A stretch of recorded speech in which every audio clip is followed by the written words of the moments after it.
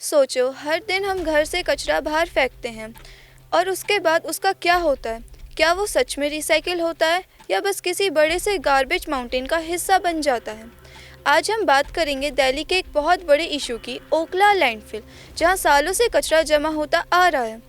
एक newspaper report के मुताबिक दिल्ली ने एक और डेडलाइन मिस कर दी है। मतलब जो प्रॉमिस किए गए थे कि लैंडफिल को ख़त्म कर दिया जाएगा, वो फिर से पूरा नहीं हो पाया। लेकिन ऐसा क्यों हो रहा है? इसके पीछे की वजह क्या है और इसका सॉल्यूशन क्या हो सकता है? लैंडफिल एक ऐसी जगह होती है जहाँ सिटी का सारा वेस्ट डंप किया जाता है। नॉर्मली वेस्ट को ट्रीट करके लैंडफिल भेजना चाहिए, लेकिन दिल्ली में कई सालों से अनट्रीटेड वेस्ट सीधा डंप होता आ रहा है। इस वजह से ओखला, भालसवा और गाजीपुर जैसे लैंडफिल माउंटेन्स बन गए। ये माउंटेन्स नेचुरल नहीं है, ये सिर्फ और सिर्फ इंसानों के फेंके हुए कचरे के पहाड़ हैं। रिपोर्ट के हिसाब से दिल्ली म्यूनिसिपल कॉरपोरेशन ने ओखला लैंडफिल को खत्म करने का टारगेट रखा था, लेकिन दिसंबर 2026 की डेडलाइन अब बढ़कर दिसंबर 2027 कर दी गई है। ये पहली बार नहीं हुआ, इससे पहले भी डेडलाइन एक्सटेंड हो चुकी है। रिपोर्ट के अकॉर्डिंग ओखला लैंडफिल में लाखों मीट्रिक टन लीगेसी वेस्ट पड़ा हुआ है। रोज़ हज़ारों मीट्रिक टन फ्रेश वेस्ट भी यहीं आ रहा है। फ्रेश वेस्ट आने की वजह से पुराने वेस्ट को प्रोसेस करना स्लो हो रहा है। मतलब एक तरफ पुराना गार्बेज इकट्ठा हो रहा है और दूसरी तरफ नया गार्बेज रोज आ रहा है। इसी वजह से लैंडफिल कभी ख़त्म ही नहीं हो पा रहा। अब सवाल आता है, फ्रेश वेस्ट इतनी बड़ी प्रॉब्लम क्यों बन रहा है?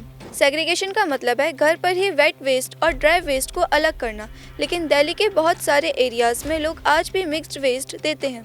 मिक्स्ड वेस्ट को रिसाइकिल करना मुश्किल हो जाता है, उसको सीधा लैंडफिल भेजना पड़ता है, और जब लैंडफिल में रोज़ नया गार्बेज आता रहे तो मशीन पुराने गार्बेज को कब प्रोसेस करेगी? इसी वजह से प्रोजेक्ट डिले होता आ रहा है। अब बात करते हैं लैंडफिल के इफ़ेक्ट्स की। सबसे पहला इफ़ेक्ट है एयर पॉल्यूशन।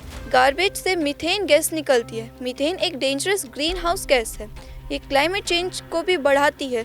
और दूसरा इफ़ेक्ट है बैड स्मेल। लैंडफिल के आसपास रहने वाले लोगों को हमेशा बदबू का सामना करना पड़ता है।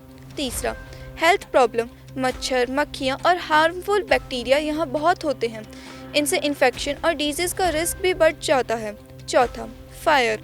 मीथेन गैस की वजह से लैंडफिल में कभी कभी आग लग सकती है। दिल्ली के लैंडफिल साइट्स पर पहले भी कई बार फायर इंसिडेंट्स हो चुके हैं। पांचवा, ग्राउंड वाटर पॉल्यूशन। गार्बेज से निकलने वाला गंदा लिक्विड, जैसे लीचेट कहते हैं, ज़मीन के अंदर जाकर पानी को भी पॉल्यूट कर सकता है। रिपोर्ट के मुताबिक एमसीडी बायोमाइनिंग टेक्नोलॉजी का यूज़ कर रही है। बायोमाइनिंग में पुराने गार्बेज को मशीन से अलग अलग किया जाता है, प्लास्टिक अलग किया जाता है, मेटल, मिट्टी, रिसाइक्लेबल चीज़ें रिसाइकिल की जाती हैं, बाकी वेस्ट को साइंटिफिक तरीके से डिस्पोज किया जाता है। साथ ही दिल्ली में नया वेस्ट तो एनर्जी प्लांट्स और प्रोसेसिंग प्लांट्स बनाए जा रहे हैं, लेकिन एक्सपर्ट्स कहते हैं सिर्फ मशीन से प्रॉब्लम सॉल्व नहीं होगी। जब तक लोग घर पर वेस्ट अलग नहीं करेंगे, तब तक लैंडफिल की प्रॉब्लम पूरी तरह ख़त्म नहीं होगी। दिल्ली के वेस्ट क्राइसिस सिर्फ गवर्नमेंट की प्रॉब्लम नहीं है, ये हम सब की रिस्पॉन्सिबिलिटी है। अगर हम घर से वेट और ड्राई वेस्ट अलग नहीं निकालेंगे तो प्लास्टिक का यूज़ कम होगा और रिसाइकलिंग को सपोर्ट किया जाएगा, तो लैंडफिल माउंटेन्स धीरे धीरे कम हो सकते हैं। सबसे अच्छा वेस्ट मैनेजमेंट वही है जहाँ कम से कम वेस्ट जनरेट हो। एक छोटा सा स्टेप जैसे डस्टबिन में वेस्ट अलग अलग डालना भी इन्वायरमेंट के लिए बहुत बड़ा कंट्रीब्यूशन हो सकता है। आगे की जानकारी के लिए बने रहें सैंडी मीडिया से।